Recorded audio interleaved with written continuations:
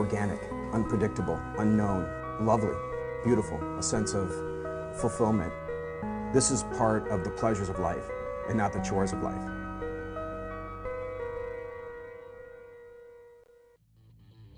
Coming up on Daily Iowan TV, did you leave snow days behind when you came to college? Well, we'll take a look at what it takes to cancel school at the university level. And couples that dance together stay together. Our countdown to Dance Marathon continues. And in sports, a tough loss for men's hoops against Ohio State. And National Signing Day for Hawkeye football, all coming up. We have it all at the top of the hour. Daily Iowan TV starts now.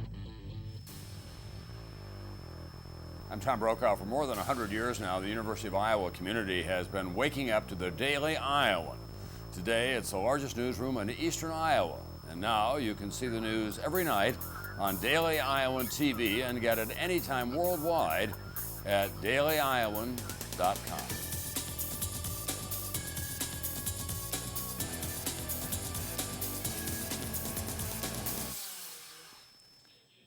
Good evening and thanks for joining us. This evening, I'm Stefan Duran. And I'm Rebecca Hager.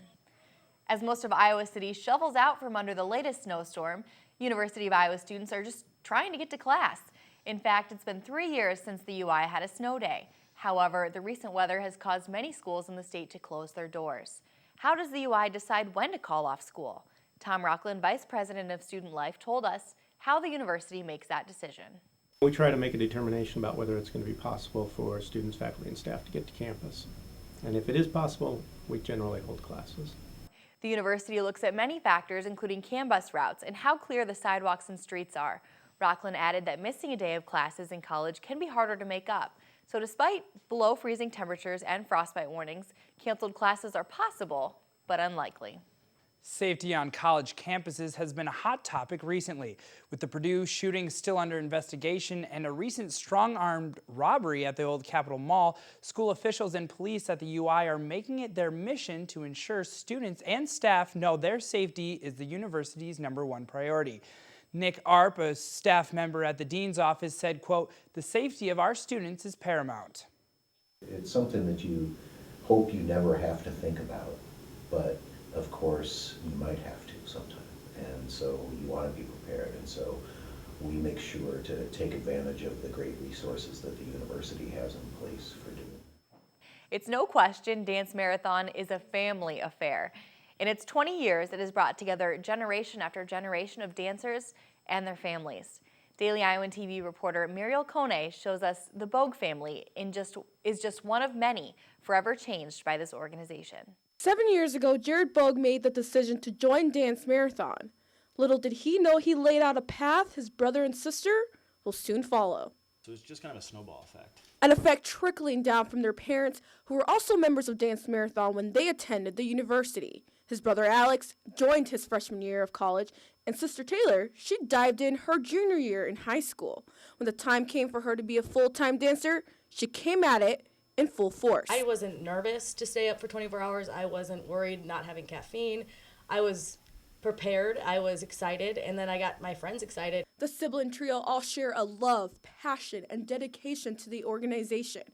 However, their similarities doesn't end there. All three of us kids have been Group 29. A number often given to morale captains of Phi Psi fraternity, of which Alex and Jared are members. And then Taylor got morale captain, and Alex and I were like, I wonder what number she's going to get, because she can't have that number.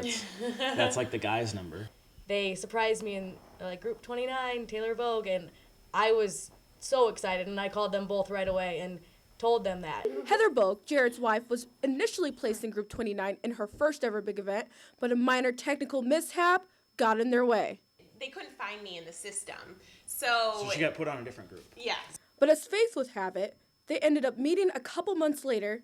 Together, they developed long-lasting relationships with the people they encountered throughout Dance Marathon. We're still very close with Jared's little boy, Cameron, and we go to his football games still, and we meet up with them at the big event. So it just brings a whole community together. Now living in North Liberty, they reflect on their final Dance Marathon, an experience that they say flew right by and worth the sweat. It's almost like our wedding. It's like you put in so much work through the year, And then the day's finally there and you just really enjoy it. As for Taylor, she has one more year. She's going in with a piece of advice from her brothers. Do as much as you can. Be there for every speaker. Hear everything that you can get out of it, because it's life-changing. Reporting from Iowa City, I'm Muriel Kone, Daily Iowan TV News. The Bogue family will be at the big event Friday, and the Daily Iowan will certainly check in on them during our ongoing 24-hour coverage, airing on UITV at 7 p.m. Hopefully it doesn't snow too much this weekend while the students are dancing for the kids. Well, we've got Megan Sanchez in the weather studio to fill us in. Megan, will the dancers be snowed in? Thanks, guys. Weekend snow is definitely on the way. Dancers, trade your dance shoes for some snowshoes. Tomorrow morning's temperatures will start off at -11 degrees. The afternoon will warm up to around 3 degrees with partly cloudy skies. We'll round out the day with an evening high of 1 degree. Taking a look at your 6-day forecast, the weekend will begin with highs in the teens and lower 20s. There's a 70% chance for snow on Saturday, but clear skies await for Sunday's negative temperatures. Monday and Tuesday should be partly cloudy with temperatures not reaching above 15 degrees. That's all I have for weather today. Thanks, everyone. Back to you guys at the desk. Now it's time for our Wednesday segment of Hawkeye Buzz. Iowa City's independent bookstores are thriving. The Iowa City Downtown District announced that despite competition from both technology and big chain bookstores, the local shops are still pulling in strong business. But what's their key to success in the digital age? Daily Iowan TV reporter Brandon Buettner is on the case. Independent bookstores like the Haunted Bookshop and Prairie Lights in Iowa City have survived in the digital age for years. I met with Neil Sylvan, owner of the Haunted Bookshop, about her opinion of the digital age and ebooks. The way I try to think of it is that an ebook is a scroll. You scroll down, you scroll from page to page, which is great if you're doing a word search or if you're just paging through the once. But if you want to go back and say, what did the author say about that again?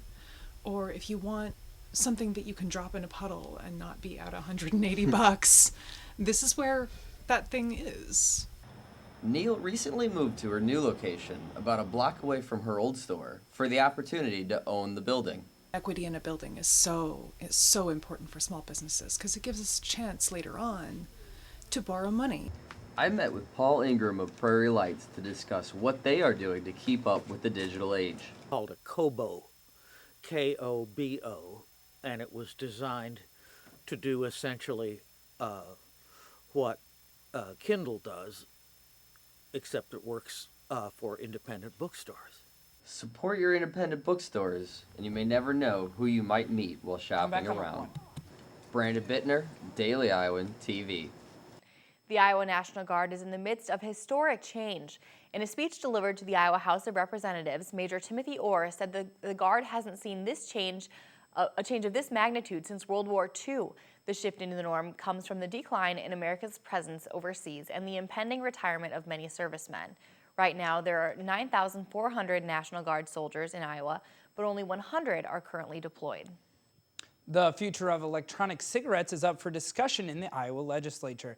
On Tuesday, committees in both the House and Senate passed bills that would ban the sale of e-cigarettes to anyone under the age of 18.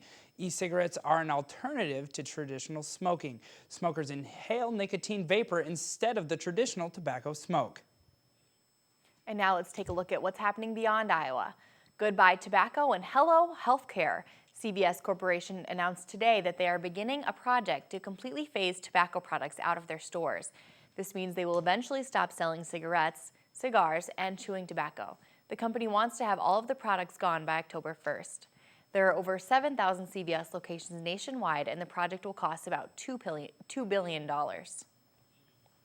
In sports, it's National Signing Day for the Iowa Hawkeye football team as 19 recruits signed letters of intent today for the 2014 season. Danny Payne and Jalen Socek are standing by in the Daily Iowan TV sports studio to fill us in on all things black and gold. Guys? Thanks, Stefan. Signing Day Central taking the spotlight in the Daily Iowan TV sports studio and your Wednesday edition of the program. Alongside Miss Jalen Socek, I'm Danny Payne. Men's hoops coming up shortly, but we begin tonight with Kirk Ferentz, who sat down with the media earlier today to talk about the new 2014 recruits. That's right, Jalen Ferentz fairly pleased with this year's recruits. landing 2 four-star players, a significant improvement from last year after failing to commit any high-profile players for the first time in 5 years. We got what we deserved. We were a 4-8 football team, and nobody's made excuses for it. And it wasn't a matter of effort. It just, we weren't good enough. And I think we're back, at least back in the area we want to be. And The most talked about of the recruits has to be Tyler Weigers. Here's what Ferentz had to say about the young quarterback. Tyler's story is a good one. We liked him an awful lot last spring. He committed somewhere else and then opened it back up. And we're excited they came out and just thrilled that he chose to come here. While the football season is still far on the horizon, men hoops are in the middle of action. Last night, Fran McCaffrey's Hawks fell to an unranked Ohio State squad they had beaten just 3 weeks ago. This loss and the Michigan State game marks Iowa's first back-to-back losses at home so far this season. Our own Whitney Blakemore was courtside for last night's showdown and has the extended highlights. Whitney, take it away. High expectations for the Hawks on Tuesday night as they were looking to make a sweep of Ohio State in regular season play. But even with the home court advantage, it just wasn't enough. We start things off 4 minutes into the first, where Iowa came out strong as a 7-footer Adam Woodbury goes up against Ohio State's Lenzel Smith, deflecting the shot against the glass. And right after that, he drives it into the paint for the foul. Woodbury makes one free throw, putting the Hawks down by 1. Next, Gable Ashani tips it up and drains it in to tie the game at 17 with 7:35 left in half. He went on to have a perfect score throughout the night, going into double digits and making every shot he put up. 3 minutes and 3 turnovers later, Zach McCabe, hoping to change the momentum for the Hawks, makes this one behind the arc. Now fast forwarding to the 2-minute mark for the half, Marble drives it in for the 2 and 1, making it 31-30 Ohio State. And it's Marble once again as he knocks the ball loose from Aaron Kraft, scrambles, Mike Cassell comes up with it and then dishes it to Aaron White, who dunks it in for the lead, but Fran still not happy as he is looking for the foul afterwards. Hawks went on to lead 33-31 at half. But the Buckeyes came back from break ready to go as Smith drops this time just 1 minute in to take the lead. Josh Oglesby responds with a 3, but for the Hawks, it just wasn't enough. 9 minutes left in the game, Olashani bear hugs Amir Williams. He gets the flagrant foul, securing Ohio State's lead for the rest of the second half.